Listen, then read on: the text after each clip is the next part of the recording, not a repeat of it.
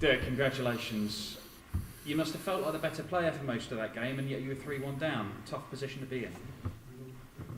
Yeah, I felt like how much they wanted. Well, no. I felt very much better than him, and I was like, how can I be 3-1 down? I felt a bit devastated as well, because you think like you're playing. Well, I didn't even felt like I played my best darts, but I felt like I played way better. And I looked on the screen, I was like, my average is 11 points higher, and I'm 3-1 down. I was like, how is this happening? That's something that you have to learn to deal with if you're going to be a top dart player, isn't it? You can find your opponent just pinching in crucial moments, but you have to keep you calm, don't panic, and work your way back into the game. That's what you did. Yeah, I think I was down because I missed, when I had 3 darts, I missed too much. My finishing wasn't bad, but my 3 darts on a double weren't good. And I had to like dug deep to don't get too frustrated, because I felt frustrated. And I was like, I got a mental coach, and we have like things we do, and I was like, okay. And every time he said, when you're distracted, why are you there? And he says always, you're there to win. I just thought, I'm here to win. And that was, you don't believe in it anymore, but I was like, okay, I'm here to win. And when you first start, when you're in the trouble, like, okay, we're back, but you don't believe so much anymore. But when you got a chance, like, okay, I'm here to win. And I got a few chances in. And there was a big moment when he took out another 170 checkout. Was that the moment when you thought, I am going to win? No, that was the moment like where I thought I was, finally you heard him back, because he missed 1 dart, I think. He missed 70? Yeah. I think he did. And I was like, okay, now I heard you back. And I took a lot of time for the 170 to start with my first dart. I think I stepped back twice, not sure, that's what I'm thinking. And I was like, if the first one's in, you're hitting this. And the first one was in, it's like, yeah, well, hit another triple is easy. And at the bullseye isn't easy, but I just told myself, if the first one is in, you hit this finish. In the closing stages of that game, in the deciding set, with a quarter-final at the William Hill World Championship, just within reach, we saw you just laughing to yourself, and just smiling and having a great time. What was that about? I was so nervous, I was like, I like this. No, but honestly, I'm not sure if I can tell it, but I almost was, well, I needed to go to the toilet, let's say, like that one. Like that. Just because of the nerves, I was like, this is amazing, because this is what you live for. If you don't have pressure, it's not fun. But it was like, I couldn't even put my flight on my stamp. I was like, I like this, you know. And I think it was a bit unlucky when I was 2-1 up. I went 140, that would have been a 180, but I had a bounce out. But still, after that, I was like, I just like this. You've managed to deal with the nerves in that situation, knock out a Premier League champion. You're now going to go up against a 2-time winner of the William Hill World Championship for a spot in the semi-finals. There'll be even more nerves in that one. Yeah. He's my all-time hero, I think. I think the only reason why he's not, because he's not Dutch. But otherwise he would have been, without a doubt, my hero. But now you always support your country. And when I beat him in the Grand Prix, I was like, why did I beat him? He's my hero. I shouldn't do that. That's how I feel about him, because he's like, I don't say anything more, but you get what I'm saying. I do get what you're saying. But he's also said this week he finds it hard to play against players who change their rhythm, who slow things down. Now you're a player who plays really, really fast, and then you slow it down, and then you stop. I mean, that might work to your advantage, mightn't it, against Gary?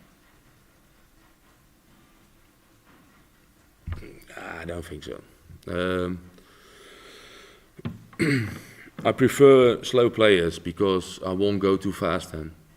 Because that's, for me, it's a big, I don't know the English word, but it's like, for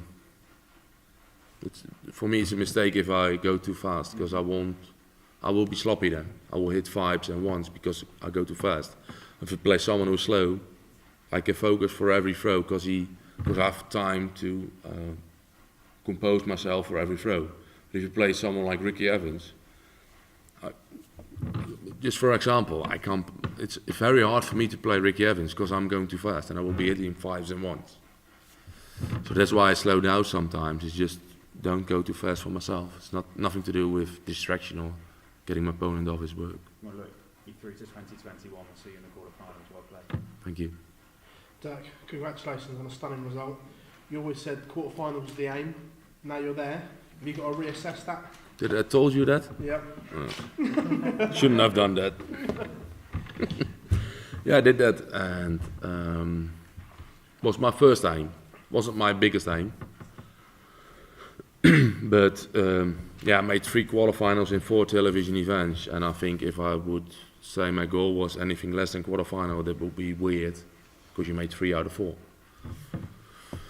But still, you're playing the Premier League champion, and I didn't really feel like I would win this one, and I think that was the reason why I missed the doubles, because I didn't believe in the win, because I know how good he is, and he showed how good he is in the doubles. So maybe I too much disbelief to win it. That's why I might be 3-1 down. Talking of quarterfinals, the 4th, you're beating all these great players and just beating the reigning Premier League champion. Is Premier League something you've thought about, and are you making a late run for selection for next year? I'm thinking of Premier League, like buying a ticket to go for it in Ahoy. But why would I think of Premier League? I mean, in the Worlds, and I don't think I'm good enough for a Premier League champion yet. Premier League champion, to be in the Premier League yet. And so why would I think of it?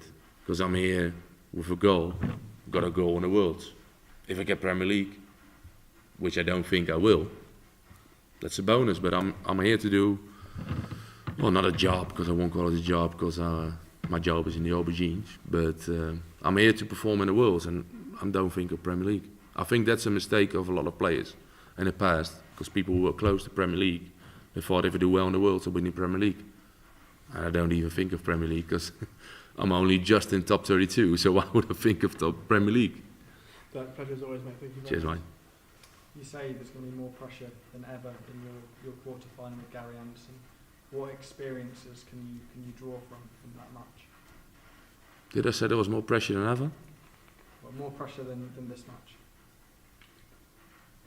Well, more than this match, because obviously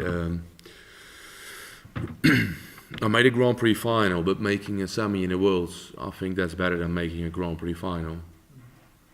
So yeah, there's pressure on it, because it's without a doubt the biggest game of my career against someone who, well, he wasn't the reason that I started playing darts, but he was the reason I liked darts after I started playing. Can you just tell us what it's like to be in a last leg decider with so much on the line? Because there's an awful lot on the line for players in those last legs, isn't there? Yeah, you just think, can I have a toilet break, please? And yeah, I think you have to enjoy the pressure you're on, because I was obviously under a lot of pressure. It was like, if you throw a dart like that, because I did once, and it was like, yeah, you know, you're under pressure, you know. If you enjoy the pressure, I think you can handle it.